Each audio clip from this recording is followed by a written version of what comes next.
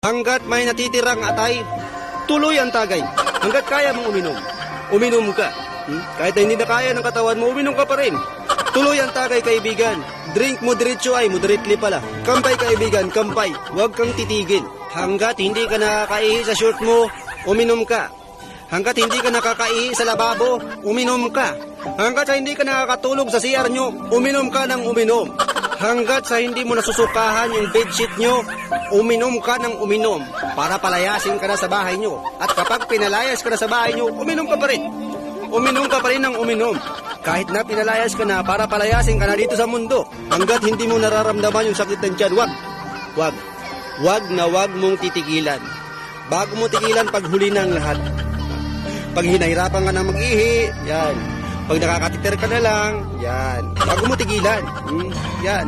Yan eh. Dahil sa uli naman ang pagsisisi, kaya hanggat may natitira, tuloy ang tagay. Kapag mga manginginom kayo, dapat nakapokus lang kayo sa alak. At siyempre, mag-focus rin kayo sa ambag. Hindi yung palasing-lasing kayo, wala naman kayong mga ambag. Kakapal ang mga pagmumukha ninyo, nalasing lang kayo ng walang ambag. At yun na nga, kung pwede kayong uminom ng maaga, why not? Diba? Bakit nyo pa pabuti ng gabi kung pwede namang maaga para maaga rin kayo mamahinga? Maganda nga yan, di ba? Para mabawasan yung mga lasinggero dito sa mundo. Siyempre yun na nga. Ha? Gusto mo naman yan para magkasakit ka kagad. Ha? Yan naman ang gusto mo. Gusto mo mangyari sa katawan mo, di ba? Tsaka, kahit na may trabaho ka, dapat uminom ka. Bakit mo intindi yung trabaho mo? Uminom ka para hindi ka makapasok. Para kinabukasan, may suspension ka na. Ha? Huwag mong intindihin yung trabaho mo. Uminom ka na lang. Yan naman ang gusto mo, di ba? Tsaka bakit? Malalasing ka ba sa trabaho mo? Ha? Tanong lang, malalasing ka ba?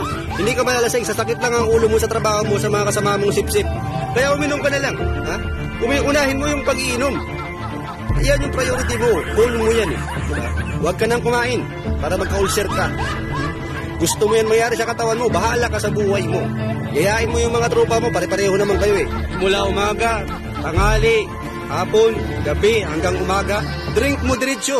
Ha? Ay, moderately pala. So, yun na nga. Bakit mo iisipin yung mga ginagawa mo? Pwede ka namang uminom na lang eh.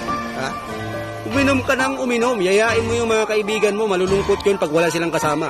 Tsaka di ba nalulungkot ka kapag hindi ka nakainom? Nanginginig yung mga balat mo. Yung kalamnan mo nanginginig pag hindi ka nakainom. So bale, ang ibig sabihin niyan, yung dugo mo, puro alak na lang. Ha? Kaya uminom ka. Uminom ka. Kapag nararamdaman mo yung mga bagay na ganun, na nanginginig ka na, ibig sabihin nun, malapit ka na. Malapit ka na sa hangganan. Kaya kaibigan, tuloy lang ang laban. Alak is life. Isipin mo yung alak, sobrang dami niyan. Pwede kang lumangoy. Ha?